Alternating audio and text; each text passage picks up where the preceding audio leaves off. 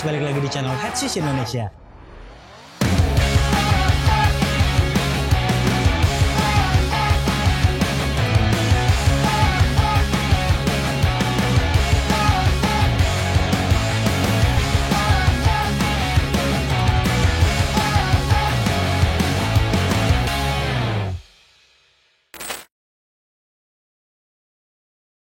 Halo bowlers, balik lagi di channel Headshoes Indonesia. Kali ini kita punya Li-Ning weight 8083 yang ultra. Dan saya suka dengan sepatu ini. Sementara buat Anda yang nggak kesampean beli way of weight 10, sepertinya ini pilihan yang lebih terjangkau.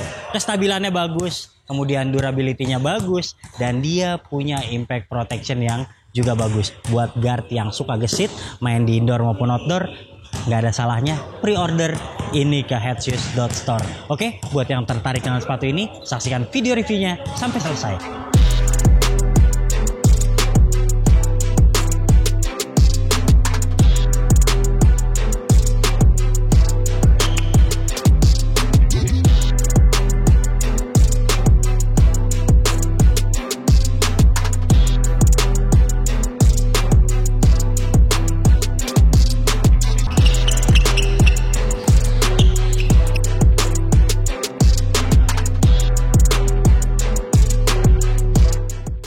Oke, seperti biasa kita mulai membahas dari detail boxnya dulu. Ini beda banget dengan 808 sebelumnya, dan yang terbaru lebih tampak modern. 808 ada logonya way of weight di sini, kemudian ada rongga seperti ini, dan kalau Anda lihat di dalamnya plastiknya seperti aluminium foil silver. Lalu ada sizing di bagian bawahnya seperti ini. Nah, kalau di sepatu banyak banget nih bedanya ketimbang yang sebelumnya. Anda akan melihat di sini karena colorway oksigen, ada auto di sini, kemudian ada logonya 808 di lidah juga ada. Lalu di bagian belakang juga ada logo lagi seperti Utah Jazz, ada tanda tangannya di Wayne Wade. Kemudian ada identitas seperti di bagian sini, lalu ada tulisan turbo, dan yang terakhir di depan seperti nomor telepon. Itu aja detailnya menarik banget, dan kita lanjut ke bagian traksi.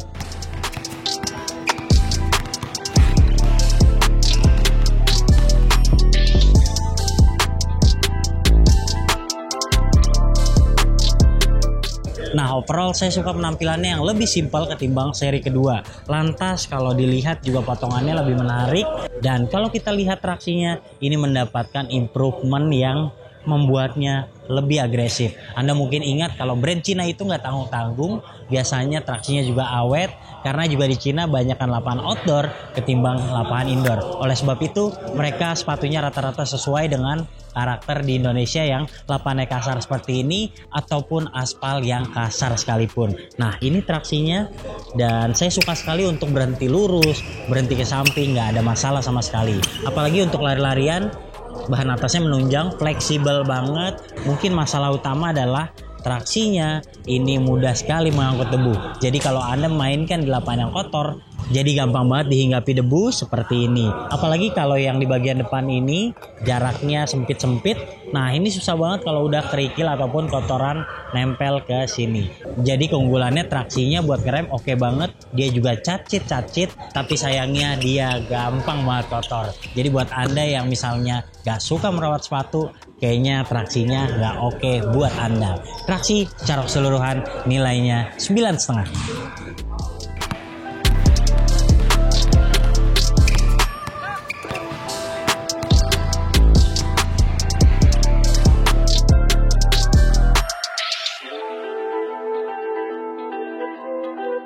Yes, bantalan sepenuhnya mirip dengan seri sebelumnya. Dia memiliki drop-in midsole full boom seperti ini, dan dia midsole-nya tuh empuk banget.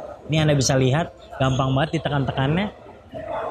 Lalu di bagian bawah ini ada plastik biar nggak mengompres berlebihan. Nah, buat Anda yang bobotnya agak besar, menggunakan versi ketiga ini tentu lebih baik ketimbang versi yang kedua. Selanjutnya kalau Anda lihat di bawahnya ini juga ada bahan lagi ada banyak ventilasi sehingga kalau Anda pakai kaos kaki tebal atau double itu kaki tidak mudah gerah. Apalagi ditunjang dengan bahan atas yang banyak ventilasinya. Untuk bantalan secara keseluruhan, masalah utamanya adalah dia agak keset. Jadi kalau Anda misalnya pakai kaos kaki yang keset, ini di awal penggunaan kayak pakai GT Cut agak nyangkut-nyangkut di bagian depan. Jadi biasanya pakai kaos kaki yang licin aja, terus diikat dengan kencang, baru terasa nyaman. Secara keseluruhan memang ini karakternya lebih cocok buat yang pemainnya gesit ya, bukan yang big man yang mengandalkan power. Karena kestabilannya juga tidak sebagus itu dan bantalannya bisa dibilang cukup tipis untuk Anda yang berbobot besar. Overall untuk bantalan nilai 8.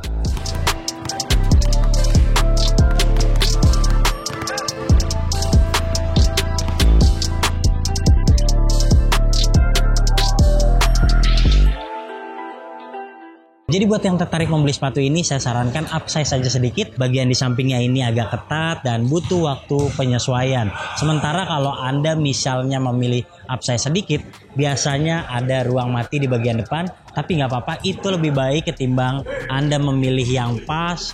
Namun dari awal penggunaan tentu tidak akan nyaman karena sepatu ini karakternya agak sempit. Jadi pilihan upsize sedikit adalah pilihan yang tepat untuk 8083.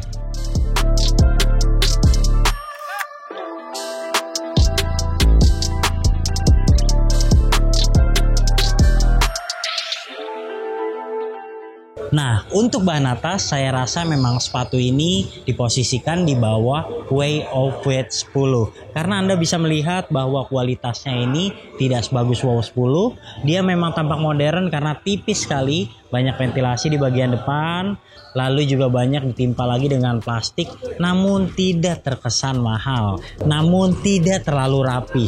Karena warna ini aja jadi ketolong terlihat keren. Dan untuk warna yang simple-simple, biasanya tuh bagian-bagian plastiknya ini kelihatan murahan. Lalu yang menarik, saya suka di bagian sini ada yang tembus pandang. Dan di bagian samping ini juga ada karbonnya. Ini menunjang untuk kuncian di bagian belakang. Overall yang paling saya suka untuk bahan atas adalah di bagian lidahnya. Jadi lidahnya ini bahan rajutan lalu di double. Dan ini banyak banget ventilasinya. Jadi saya setelah menggunakan sepatu ini sebanyak 2 kali, dari awal percobaan juga bagian ini tuh yang paling menyenangkan karena kaki terasa tidak mudah gerah. Kemudian di lidahnya. Lidahnya ini tipis, tidak banyak padding, tapi dia fleksibel. Dan di bagian pergelangan, ini ada padding-padding yang menurut saya cukup aja, tapi benar-benar nyaman.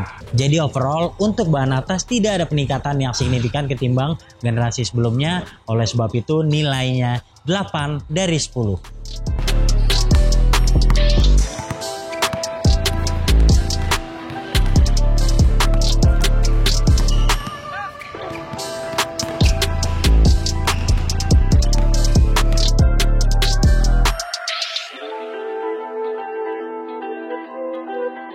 Yap, berbicara kuncian, sepatu ini karakternya cukup ramping. Jadi buat Anda yang milih size-nya kebesaran, tentu nggak nyaman nih. Kaki pasti akan terasa meluncur. Tapi nyamannya kalau kaki Anda sudah pas, ini bagian tengahnya benar-benar mengunci dengan baik. Apalagi lidahnya juga fleksibel, ngikatnya gampang, jadi nggak ada masalah sama sekali. Dan yang paling saya suka dari yang generasi ketiga ini adalah di bagian belakangnya ini kayak GT Cut 1. Keren, terus juga tebal bagian paddingnya. Dan tumit tuh kayaknya nggak mudah geser. Nah, buat Anda yang suka dengan GT Cut 1 ataupun Kobe 9 misalnya, kayaknya ini yang paling mendekati deh. Dan saya suka bagian tengahnya. Ini carbon fibernya, selain dia mampu menjaga kestabilan, dia juga terasa membuat sepatu jadi lebih ringan serta fleksibel. Lantas di bagian belakang ini juga ada tambahan plastik, jadi tentu akan membuat Achilles Anda akan semakin aman. Paling-paling kalau Anda misalnya bobotnya besar, terus Anda suka godek-godek, kayaknya sepatu ini over fleksibel deh. Anda perlu menggunakan sepatu yang lebih kuat seperti LeBron 20 misalnya, itu akan lebih proper untuk Anda. Nah, talinya itu tipis dan Anda saya sarankan mengikatnya 2 kali, karena kalau 1 kali nanti saat game mudah-mudah lepas. Tapi ini sistem pertaliannya benar-benar super. Buat mengunci kaki di bagian dalam tuh nyaman banget, apalagi dia dibuat dengan satu bagian seperti ini.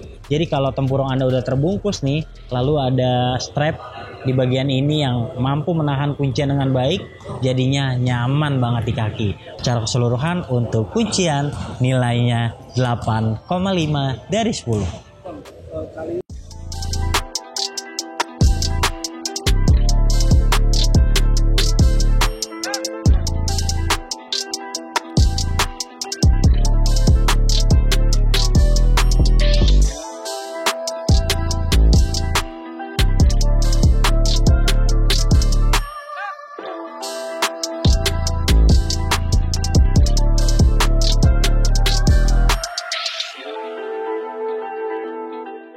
Ya, secara keseluruhan untuk Anda yang ingin mencoba Li-Ning saat ini, kayaknya dengan harga yang nyaris-nyaris 2 juta ataupun 2 juta lebih sedikit, ini adalah pilihan yang paling worth it saat ini. Karena Way of Pet 10 itu mahal walaupun terkenal menyenangkan. Dan ini mirip-mirip, teknologinya juga canggih, apalagi tampilannya tentu nggak kalah menarik. Beberapa orang juga masih pede tentunya menggunakan sepatu ini untuk berpergian karena potongannya pendek dan clean seperti ini. Paling-paling yang menjadi sorotan kalau Anda big man, kayaknya ini bukan pilihan yang tepat karena sepatunya over fleksibel. Secara keseluruhan, nilai dari sepatu ini adalah 8,5 dari 10 penilaian Headshoes Indonesia. Jika Anda tertarik dengan sepatu ini, langsung aja lakukan pre-order ke headshoes.store. Sampai jumpa di video kami selanjutnya. Bye-bye.